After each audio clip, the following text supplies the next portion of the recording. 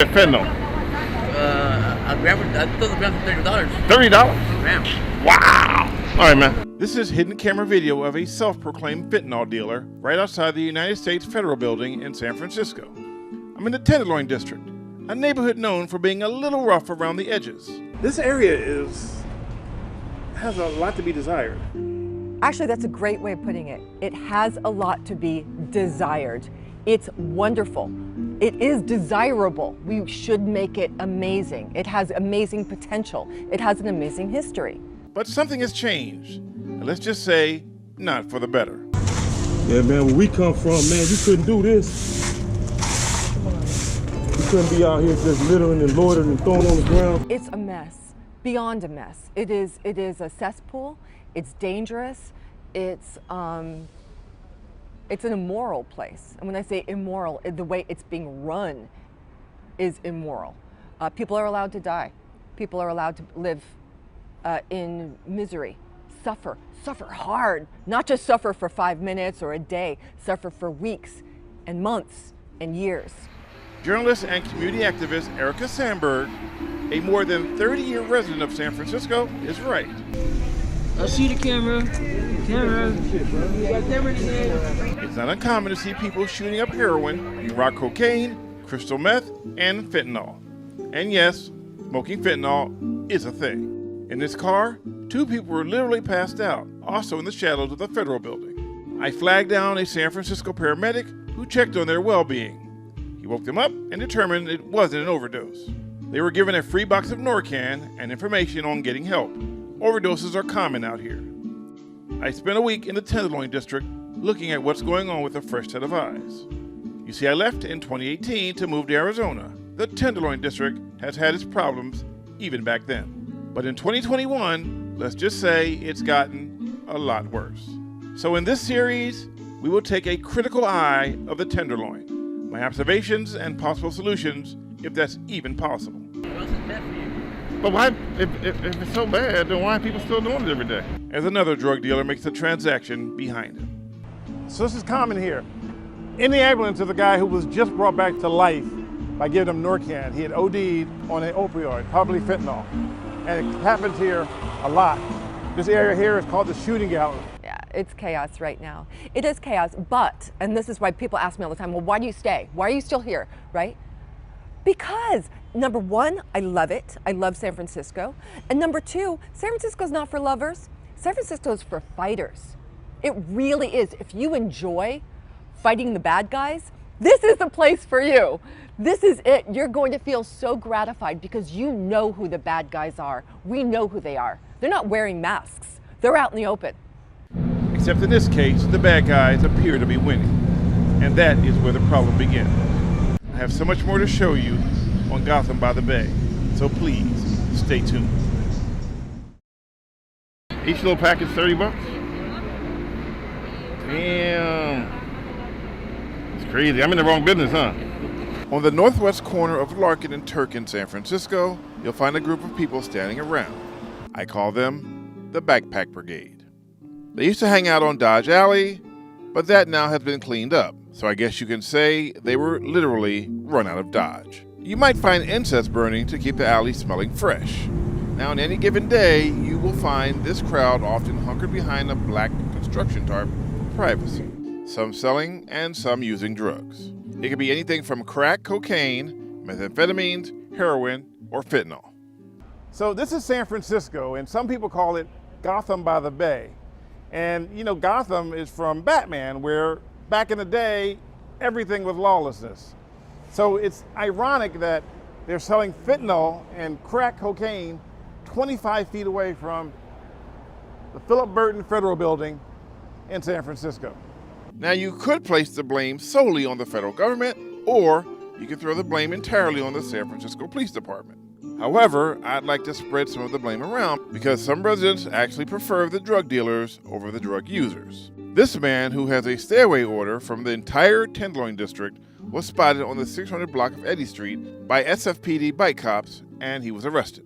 In his possession, what appears to be crack cocaine. He also, according to police officials, has open cases that have not been prosecuted. Now, you might think the residents would be happy to see a suspected drug dealer arrested, but listen to this.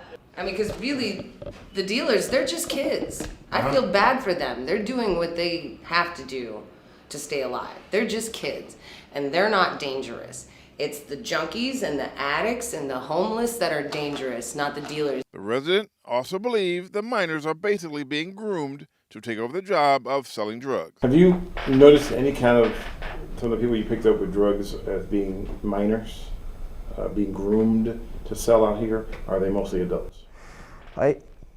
It isn't uncommon for the officers to arrest minors that are selling drugs. I don't know anything about any grooming, and I will say that the vast majority of the arrests that I'm aware of are adults.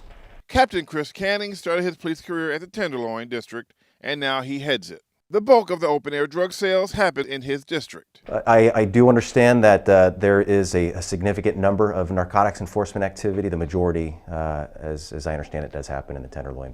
Which brings me back to the Backpack Brigade.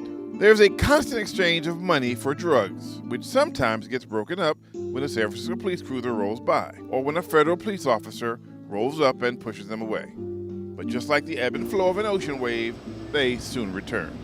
For example, seconds after a San Francisco police cruiser rolls by, I witness money and what appears to be drugs exchanging hands. One of the women grabs a black plastic bag and pulls out a clear bag with a white substance and hands it to the woman, who then walks away. But it's not just this corner.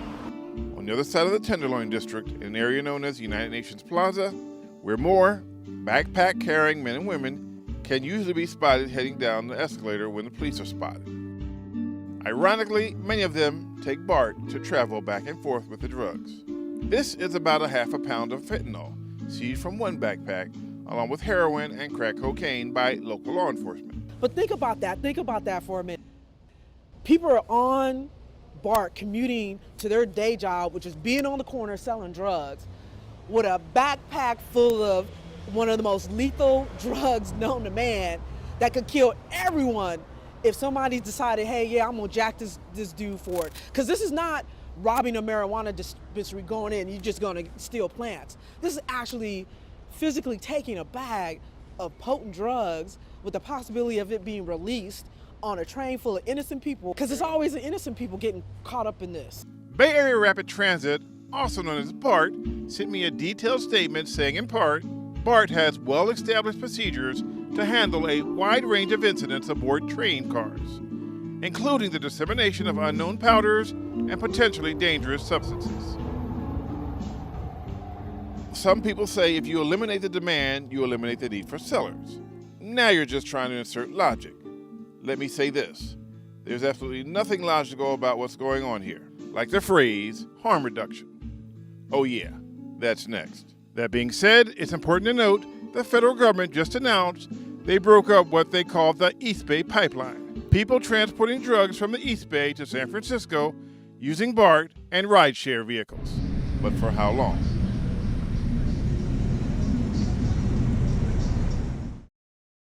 The original idea of harm reduction was to keep you alive if you're struggling with addiction until you find that miracle of recovery. A few years back, harm reduction had a different name. It was called Needle Exchange. Its main purpose was to slow the spread of infectious diseases. While that still worked, the program still ended up leaving us with uncapped needles littering the streets of San Francisco. This man was tasked with finding the discarded needles. How many do you find a day? Depends. If it's a really good day, it could be a whole mound. Oh, wow. Pile. But in a whole day on average, it could be 100, it could be 200. This is a Twitter post of Tom Wolf. Back in 2018, when the Tenderloin Police Department would arrest you, they'd post your mugshot on Twitter. And they said, we continue to arrest Thomas Wolf out here on the street, this time with a bag of drugs at his feet. So Tom seemed like the perfect person to talk to about harm reduction. You've been addicted to drugs. Yep. You've had the ankle bracelets. You've had all that stuff. Stay away orders? Yep. Stay away orders. What were you addicted to? I was addicted primarily to heroin, and then towards the end, fentanyl, and then crack cocaine as well. Tom was homeless and lived on the streets of the Tenderloin in 2018 for almost 6 months. So now you're an advocate for recovery. So, we're going about this all wrong here in San Francisco. This is hidden camera video of a decoy we used. to hit up one of the harm reduction centers. Because let's be honest, I personally can't just walk into any harm reduction center and ask for drug paraphernalia. With no questions asked, the decoy was given all the tools to do drugs. Everything from syringes to a crack pipe, 2 to be exact. Even aluminum foil to smoke fentanyl. So why are we giving people glass pipes to smoke drugs with? Well, that to me, that's enabling, right? So when I was on the street, you had to buy your glass pipes. They were $3. It was called a Happy Meal. About $3. McDonald's wouldn't like that name. You got a glass pipe, you got some Brillo, you got a push rod, it was $3. But now they give it to you. Now they just give it to you. Right now what's happening in San Francisco, in certain cases, they're blurring the lines between harm reduction and enabling, and I call that out. Okay. That's part of my job as a guy in recovery, and my advocacy is to call out what's cool, Narcan is good, and what's wrong, giving out foil, straws, pipes. Needles, I'm cool with. But foil, straws, and pipes has crossed the line. I was coming up here, 2 people laid out in the street, right? Drugs, mental health, you name it.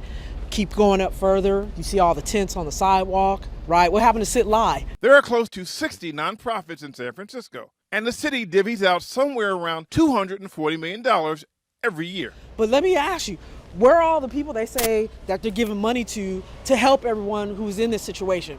Where are they, right? When you were out earlier and you were talking to my man Tom, did you see anyone walking, trying to help people, trying to ask them, hey, what do you need? What can we get you into? I'm still stuck on the fact that there are almost 60 nonprofits. With different staff, with different CEO or presidents. Yeah, it's the money. We wonder why the money goes into the ether. It's like a cancer. A long time ago, they made a statement that why cure cancer when you make more money treating it? So, how do we fix it? Recovery, promoting drug treatment, promoting treatment on demand, promoting even intervention on the street. I required intervention on the street, and I wasn't even as worse off as some of these other people, although I was in bad shape. So now we get to say, you've done it all wrong. All of you, you're wrong. This is wrong, right? So that is really important to get out there. It's like, stop with the philosophy, stop with the ideology, right? This is what we have. I'm done talking about your little dreams, your little utopia. It's not happening. Which brings us back to the Backpack Brigade. From our end, the officers that I know out there trying to work, trying to make the difference, they can only do so much. And then our partner, they got to pick up the baton that we passed them, go forward and get to the finish line. And all of a sudden that baton is dropped. What can we do? We made the pass, we're out here doing the work, we're making the arrests, we're trying to get them into court. Our partners in the criminal justice system and the district attorney's office is supposed to pick that up and say, this is what you need to do. You might need a timeout. A timeout is good for some people. They need a timeout. But don't you think that even though the dealers make you feel safe, they're contributing to the junkies that make you feel unsafe? Of course. Remember her earlier statement? It's the junkies and the addicts and the homeless that are dangerous, not the dealers. It's like a vicious cycle, with the disenfranchised spinning in a circle of overdosing. They're being saved so they can overdose and be saved again. There have been cases where some have overdosed and saved almost 30 different times. I have an 18-year-old daughter. Born and raised in San Francisco. I want her to be proud of her city. This is humiliation of the worst degree. It is an embarrassment, and I'm not going to stand here and just let it go. When I decided to cover the Tenderloin, I knew I needed to stay in the Tenderloin. That's in the next edition of Gotham by the Bay. A lot of guests are just always amazed when they walk through our doors. It feels third world to me. So have you seen anything like this in the UK? No, but I've been to like India for work, and in the worst slums of India, you do not see anything like that at all. San Francisco is basically a tale of two cities. San Francisco, the tourist city, and San Francisco, the drug haven. Check out the dude to the left of your screen, the one with the saggy pants attempting a speed walk. He's walking like a man on a mission. And in fact, he is on a mission. But I'll come back to him shortly. For every action, there is an equal and opposite reaction. The action, the harm reduction nonprofits are handing out free drug paraphernalia, basically sending a signal that it's all right to do drugs. How long have you been doing fentanyl? Fentanyl, long time. I got used to get boiled in fentanyl so that people would not kill innocent people, it said. So where'd you come from? I know. Are you from the Bay? I'm originally from San Francisco, yes. All right. How'd you get caught up in this? Fentanyl, you know, me and my friend Keisha, we just been smoking it. Some good shit. You gonna get some help one day? Help?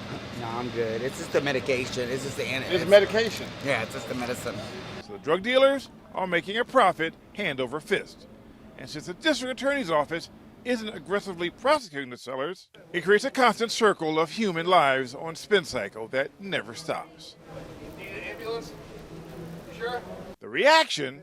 People are selling whatever they can get their hands on, in many instances, to feed the beast known as drug addiction. Here, San Francisco police find a unassembled barbell stand believed to have been stolen. Since no one on the street will claim stolen merchandise, it gets confiscated. This guy is selling free and clear all-brand detergent, which usually sells for close to $9 each. He's selling it 2 for $10. Or this man who wants to find a worker he hired to give him back his tools. So we go through a whole day's of work, but then he's in my car and he shoots up and I get scared, man, and the first chance he got out, I just drove off, man. But his stuff is still in my car. There are so many issues in the Tenderloin District of San Francisco, it makes you wonder why some people just don't throw their hands in the air out of sheer frustration and give up. There's no shortage of issues, and I'll back up a little bit to talk about my own personal experience. I started my career here as a training officer. I've actually lived in the district. I live close by. I could walk to work. My father was a footbeat officer here in the early 80s, and I have a deep emotional connection with this community and with this neighborhood. According to Captain Canning, there's a long list of officers that want to work here, despite knowing what they're up against. And they're up against a lot. I took some time to tag along with 3 footbeat officers from the Tenderloin District. They come across some pretty interesting things. For instance, this is nicknamed the fentanyl lean. It's a trance-like state of being drowsy and wide awake at the same time, something that can last for hours. You all right, bud? Yeah, thank you. I appreciate that. Machete, man. Doing a little yoga. Then a man walked by with a machete, and that to me is some scary stuff. Here's something else.